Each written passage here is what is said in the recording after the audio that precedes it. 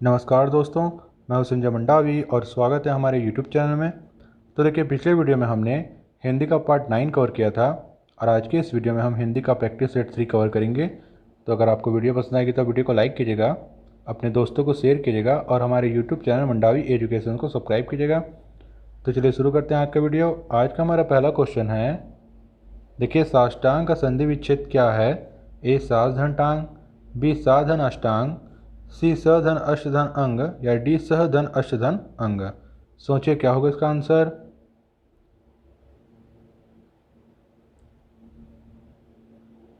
तो इसका सही आंसर है सी स धन अष्ट धन अंग। अगला क्वेश्चन यहाँ पर, नमस्कार में निम्न में से कौन सी संधि है? ए विसर्ग संधि, बी व्यंजन संधि, सी यर्ण स्वर संधि या डी दीर्घ स्वर संधि।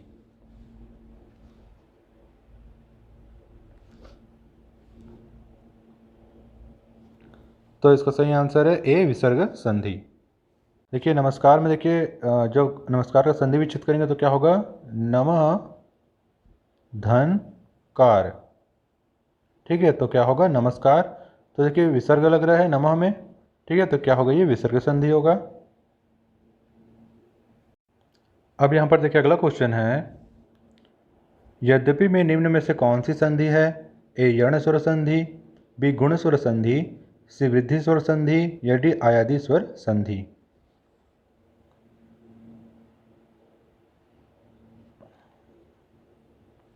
तो इसका सही आंसर है ए यर्ण स्वर संधि।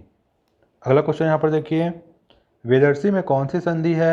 ए गुण स्वर संधि, बी दीर्घ स्वर संधि, सी व्यंजन संधि या डी विसर्ग संधि।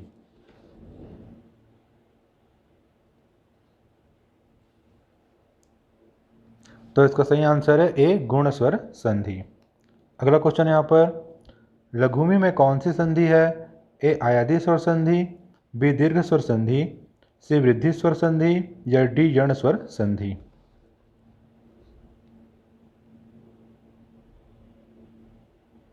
तो इसका सही आंसर है बी दीर्घ स्वर संधि। अब देखिए, यहाँ पर अगला क्वेश्चन है, सूर्योदय का संधि विच्छेद क्या है? ए सूर्योधनोदय, बी सूर्यधन उदय, सी सूर्य धन उदय या डी सूर्य धन उदय।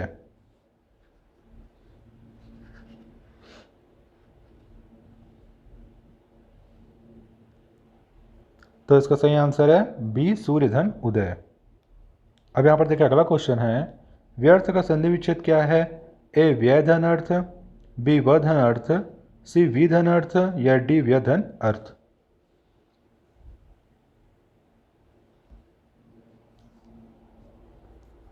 तो इसका सही आंसर है सी वी धन अर्थ। तो देखिए, वी धन अर्थ क्या होगा? व्यर्थ होगा। ठीक है, ध्यान पे रखिएगा। अगला क्वेश्चन यहाँ पर देखिए, अंतर्गत का संधि विच्छेद क्या है? ए अंतर्धनगत, बी अंतर्धनगत, सी अंतधनगत या डी अंतधनगत।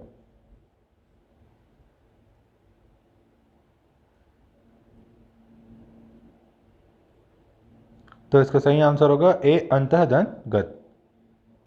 अगला क्वेश्चन यहाँ पर देखिए, नारायण का संधि विच्छेद, सही संधि विच्छेद क्या है? ए नरधन आयन, बी नारधन आयन, सी नारधन अयन या डी नारधन अयन।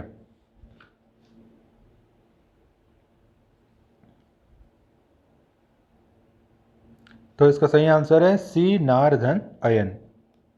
अगला क्वेश्चन यहाँ पर देखिए, नायक का संधि विच्छेद क्या है? ए नाधन अक, बी नाधन अक, सी नेधन अक या डी नैधन अक। देखिए, अब शुरू का है पहला जो ऑप्शन है वो न धन अक है। ठीक है, ध्यान पर रखिएगा, थोड़ा सा मिसप्रिंट हो गया, न धन अक है। ठीक है, पहला ऑप्शन। उसके बाद दूसरा है ना धन अक, फिर सी है ने धन अक और डी है नै धन अक। सोचिए क्या होगा इसका आंसर।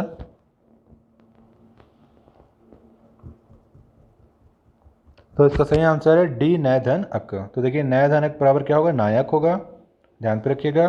अब देखिए, यहाँ पर अगला क्वेश्चन है, देवी धन ऐश्वर्य किसका संधि विच्छेद है? ए देवेश्वर्य, बी देवेश्वर्य, सी देवीश्वर्य या डी देवोश्वर्य।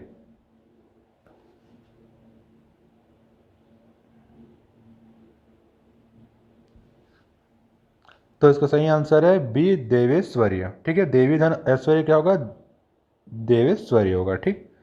अब यहाँ पर देखिए, अगला क्वेश्चन है, भाव धन उक किसका संधि विच्छेद है? ए भौंक, बी भावुक, सी भौमक या डी भौइक।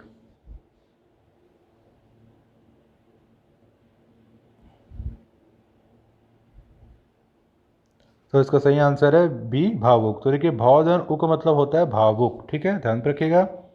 अगला क्वेश्चन यहाँ पर, वाक्धनमय किस शब्द का संधि विच्छेद है? ए वाक्मय, बी वाङ्मय, सी वायकोन या डी वाक्यम।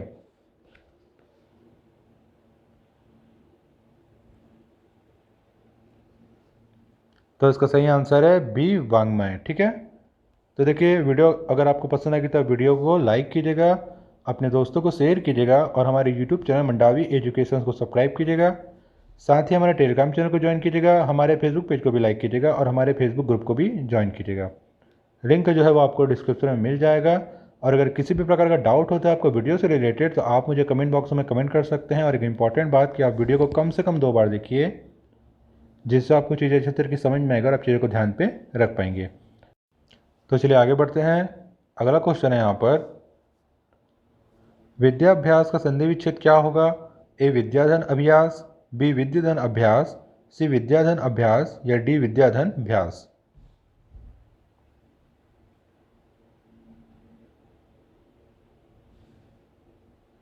तो इसका सही आंसर है सी विद्याधन अभ्यास। अगला क्वेश्चन यहाँ पर, पित्रादेश का संधि विच्छेद क्या होगा? ए पितृधन आदेश, बी पितृधन आदेश, सी पित्राधन आदेश या डी पिताधन देश।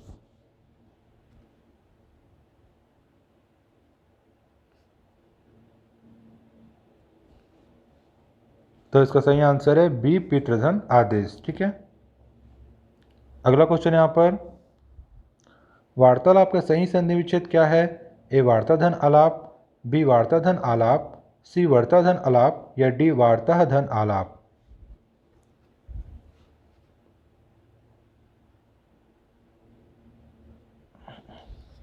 तो इसका सही आंसर है बी वार्ताधन आलाप। अगला क्वेश्चन यहाँ पर, हितैषी का सही संधि विच्छेद क्या है? ए हितैधन असी, बी हितधन एसी, सी हितधन एसी या डी हितधन असी।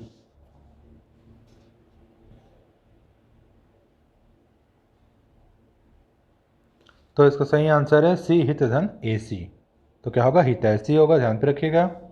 अगला क्वेश्चन यहाँ पर देखिए, पुनर्जन्म का सही संधि विच्छेद क्या है? पुनर्धन जन्म, बी पुनर्धन जन्म, सी पुनर्धन आजन्म या डी पुनर्धन जन्म।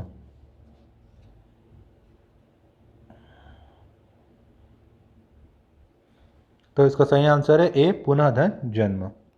अगला क्वेश्चन यहाँ पर देखिए, निर्मल का सही संधि विच्छेद क्या है? ए निधन मल, बी निधन मल, सी निधन मल या डी निधन मल।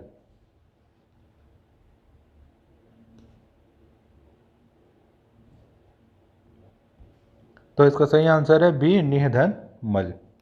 अगला क्वेश्चन यहाँ पर, मुनिस में कौन सी संधि है? ए दीर्घ स्वर संधि, बी वृद्धि स्वर संधि, सी गुण स्वर संधि या डी यण स्वर संधि।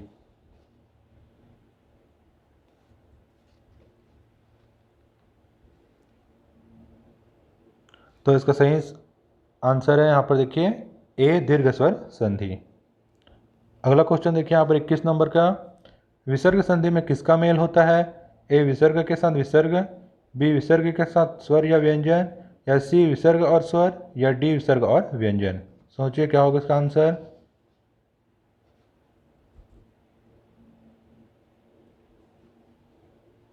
तो इसका सही आंसर है विसर्ग के साथ स्वर या व्यंजन।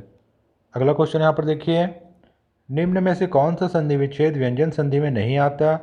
ए उत्धन अ, बी किम धन चित, सी जगत धन नाथ या डी पौधन अन।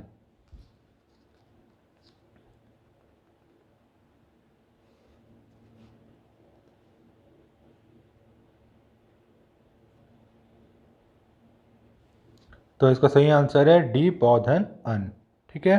जो पौधन अन है वो क्या है? व्यंजन संधि में नहीं आता, ठीक है। अब यहाँ पर देखिए अगला है, संधि के मुख्य भेद हैं A2, B3, C4 या D5।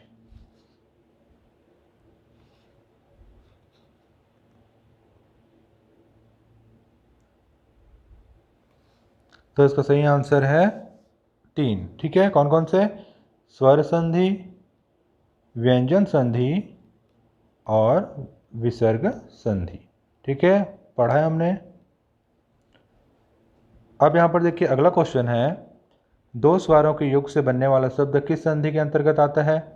देखिए दो स्वरों लिखे स्वर है, ठीक है, ध्यान रखिएगा दो स्वर है, तो दो स्वरों के योग से बनने वाला शब्द किस संधि के अंतर्गत आता है? तो ए रण संधि, बी व्यंजन संधि, सी विसर्ग संधि या डी स्वर संधि।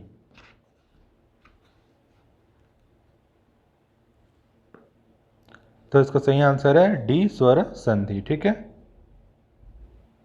अब यहाँ पर देखिए अगला क्वेश्चन है, निम्न में से कौन स्वर संधि का भेद नहीं है? ए विसर्ग संधि, बी दीर्घ संधि, सी यण संधि या डी गुण संधि।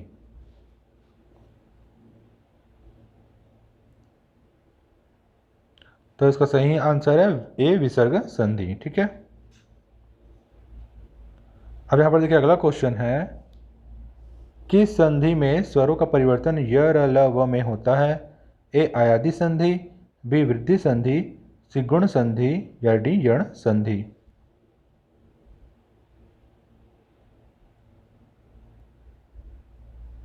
तो इसका सही आंसर है डी यण संधि। तो देखिए संधि में स्वरों का परिवर्तन मतलब यण संधि में जो है स्वरों का परिवर्तन य र ल व में होता है, ध्यान पे रखिएगा। ठीक है, अब यहाँ पर देखिए अगला क्वेश्चन है,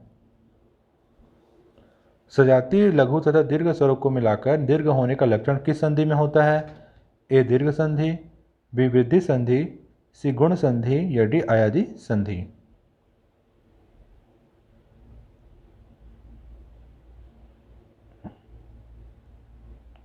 तो इसका सही आंसर है ए दीर्घ संधि। तो देखिए इस तरीके से हमारा हिंदी का प्रैक्टिस सेट 3 यहाँ पर कंप्लीट होता है। ठीक है, तो अगली वीडियो में हम अगला पार्ट कवर करेंगे। तो अगर आपको वीडियो पसंद आई होगी तो आप वीडियो को लाइक कीजिएगा, अपने दोस्तों को शेयर कीजिएगा और हमारे यूट्यूब चैनल मंडावी एजुकेशन को सब्सक्राइब कीजिएगा। साथ ही हमारे टेलीग्राम चैनल को ज्वाइन कीजिएगा, हमारे फेसबुक पेज को भी लाइक कीजिएगा और हमारे फेसबुक ग्रुप को भी ज्वाइन कीजिएगा। लिंक जो है वो आपको डिस्क्रिप्शन में मिल जाएगा। और अगर किसी भी प्रकार का डाउट होता है आपको वीडियो से रिलेटेड तो आप मुझे कमेंट बॉक्स में कमेंट कर सकते हैं। और एक इम्पॉर्टेंट बात कि आप वीडियो को कम से कम 2 बार देखिए, जिससे आपको चीज़ें अच्छी तरीके से समझ में आएगी और आप चीज़ों को ध्यान पे रख पाएंगे। तो फिर मिलते हैं अगली वीडियो में, तब तक धन्यवाद, नमस्कार।